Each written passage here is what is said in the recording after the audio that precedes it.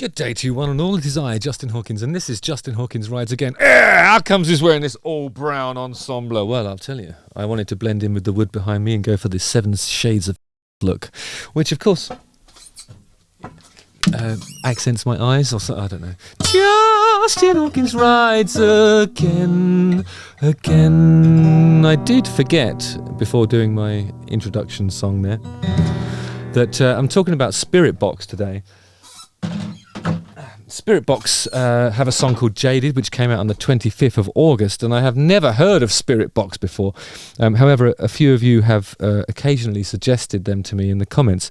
They have a new song out, and it seems to be going down a treat with people, so let's have a listen. Spiritbox is a Canadian heavy metal band. The band's style incorporates electronic elements and draws from a variety of influences, crossing multiple metal subgenres, with its roots in metalcore, one of my favourite of the cores, and progressive metal, and you know what, that's just like prog rock but more metally, I suppose, isn't it? So I'm going to watch it, react to it, and yeah, let's do this.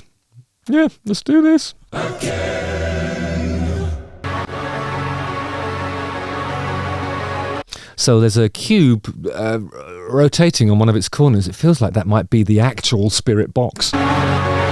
Is it a box full of spirits, or is it a spirit that's in the shape of a box? I don't fucking know. But it's ever so shiny. Why am I being facetious about this fucking video? It looks awesome.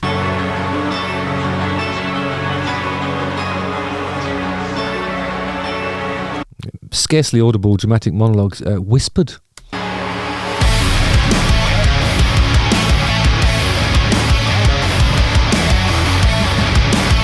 I like those bits that go whip when they're sort of sliding up to the note. It gives it some real sauce, actually. This is what could be like a fairly straight up metal riff, the likes of which you kind of tune out after a while because it's kind of like, but the whip gives it the humanity and the sauce.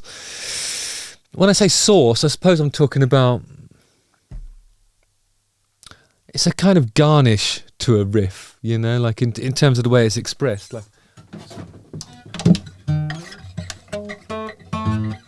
I don't know what the riff is actually, but when you sort of like say for example a riff is like, but if you go,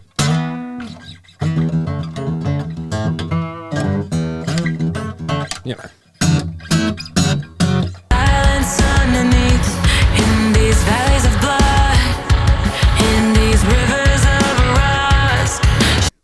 that is a lethal bass sound. Fucking hell. It's meaty, but it's still got the toppy bit on it. I'm wondering if the amp settings are scooped a little bit because it's sort of really reinforcing what the bass drum's doing. But then there's this sort of nice toppy bit that gives it that presence and allows the the 6-string guitar, or probably 8 or 9-string guitarists, to just tune up and get ready for their bit. Locked into the end, it was fine and right. Really cool little arpeggio bit. Oh, is this that vocal fry singing technique?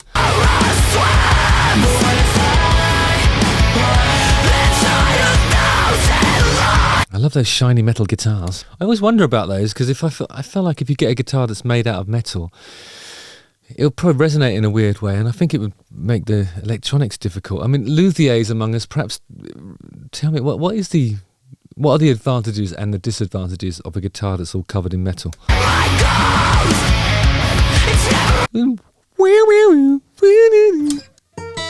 Yeah, there's a little bit and it goes.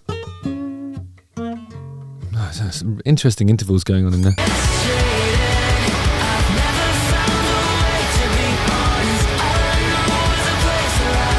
A really good approach there, but the vocalist is sort of definitely in her own world and resisting the temptation to interact with the other musicians. I mean, some of it's sort of frantic downstroke guitar stuff. They all really trust each other, don't they? Because it's kind of like no eye contact to, warn you of an upcoming passage that might require a little bit more attention. it's all, I suppose there's some mathematics involved in this kind of metal, really. You've got to count, you've got to be in your own head, you've got to make sure you don't fuck it up. I'm meant to die in the love for me. I can't live, so I justify. I love that bit.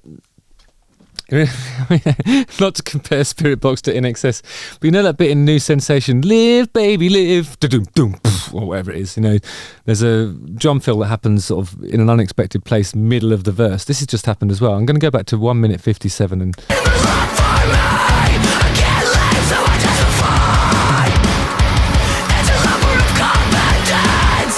yeah, that's some really cool mid-verse filling. I like it when the fill, when I first heard that, I thought, it's gone past the one, but it didn't, I don't think. But I like it when like a mid-verse fill goes, and then the one happens, and they're still going, you know, and they carry on past that. Moments like that make my ears prick up, because it's not what you hear in pop music. It's one of the things that separates, you know, metal, rock, or any of the more guitar-led genres, is like moments like that. Like just little, I don't know how to describe that really, like an anomalous piece of the arrangement that just sets you apart, really.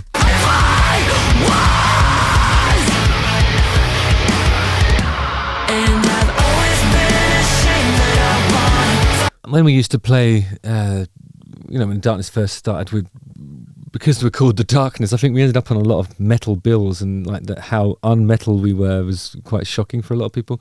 And every time I meet somebody who's like in a metal band, they always say, they literally say, yeah, we don't really operate in the same genre, do we? It's like, but we can still get on, you know, we're still people, still humans, you know. And a lot of my friends are really into metal. Did actually play with a metal band for a little while, but yeah, anyway, we'll talk about that later. But this kind of metal, where it becomes super melodic halfway through, at least it hasn't got like the, at least there isn't the super electronic pop kind of sounding like Too Unlimited vibe to it. Yes, I think when I've talked about things like Bring Me the Horizon before, when and even like Electric Callboy, you get these kind of, some sections are super heavy, in your face, like loud guitars and all that stuff, and then another part of it's it's almost like 90s disco. They haven't done that with this. I think the transition between the sort of melodic and poppier parts of Spiritbox and the really, really heavy math rock stuff is just,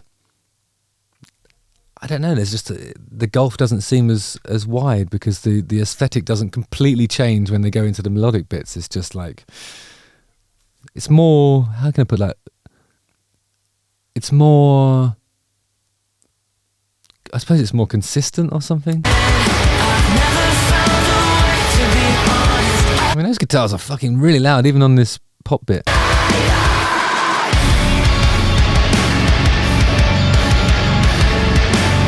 That is a really lovely low bit of power chordery. I've never found a way. Wow, the drop. But not in that. I mean, there must have been a temptation at some point in the production of this. I'm just rolling back to 3 minutes 16. Listen for the drop. There it is. There's the drop.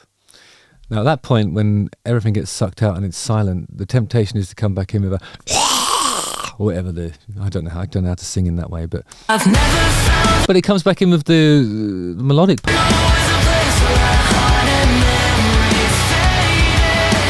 So they're definitely abandoning all those sort of electro-core tropes, or metalcore, whatever it's called. I think it should be called 90s disco popcore.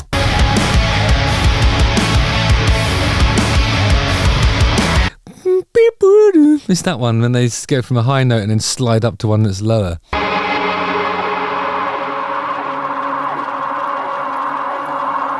The Spiritbox looks somewhat damaged. All right, well, I'm really grateful to you guys for alerting me to the Spiritbox. It's kind of like really accomplished metal, and the pop bits aren't too poppy. They're still really loud guitars. It's a more consistent, sort of coherent listening experience to some of the things that I've covered before, where it's sort of 1 minute it's too unlimited, next minute it's something really, an obituary. Actually, that would be pretty cool, wouldn't it? Chop it off, see the blood spill from your... It's not like that, you know. Yeah, and I rather enjoyed it. So well done, Spiritbox. I'm going to sing the theme tune and bid you all adieu. Justin Hawkins rides again.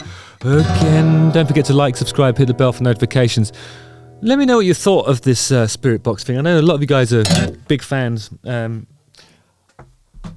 fully anticipate comments like, oh, you should have covered this other song, it's more this or it's more that, and you know, fair enough. I'll probably come back to this band at some point, and I really enjoyed it. So nice one, guys. See you on the ice. Okay.